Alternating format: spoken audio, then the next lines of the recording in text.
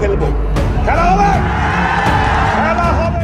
2013 সালের 10ম জাতীয় সংসদ নির্বাচনকে ঘিরে এক জনসভায় এমন ডায়লগ দিয়ে নেট দুনিয়ায় ভাইরাল হয়েছিল নারায়ণগঞ্জের সাবেক এমপি শামীম ওসমান। জোর গলায় এত বড় বড় ডায়লগ দেওয়ার পর গত 5 আগস্ট তার মা হাসিনা দেশ ছেড়ে পালিয়ে যাওয়ার আগেই মাকে ফেলেই দেশ ছেড়ে পালিয়ে গেছে এই শামীম ওসমান।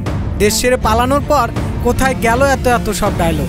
এখন সাধারণ জনগণই বলছে সাহস থাকলে দেশে আয়, তোর মা হাসিনা সহ আর কে আছে আয়, খেলবো, খেলা হবে। আমাদের ভিডিওর বিষয় এই ডায়লগ নয়, আমাদের ভিডিওর বিষয় হচ্ছে শামীম ওসমানের 56,000 ফলোয়ারের পেজটিতে নিয়মিত দেওয়া কিছু পোস্টকে নিয়ে।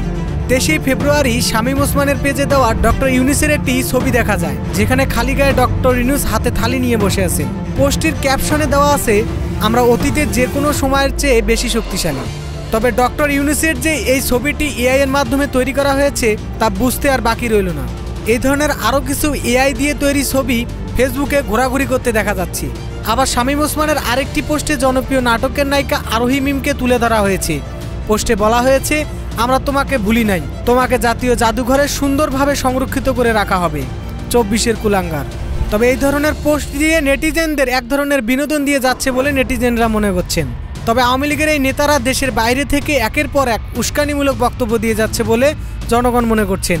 দেশের মানুষের টাকা লুট করে এখন বিদেশ থেকে যেভাবে দেশবিরোধী পোস্ট করে যাচ্ছে, তাতে মনে হচ্ছে ক্ষমতার আশা এখনও তারা ছাড়েননি। তারা এখনও স্বপ্ন দেখছে সেই আগের মতোই তারা দেশে এসে ফ্যাসিস্ট শাসন চালিয়ে যেতে পারবে। তবে জনগণ আশায় রয়েছে অতি দ্রুত এই ধরনের আওয়ামী লীগের নেতাদের দেশে এনে শাস্তির ব্যবস্থা করা হোক। ডেস্ক রিপোর্ট, এই সময় টিভি, ঢাকা।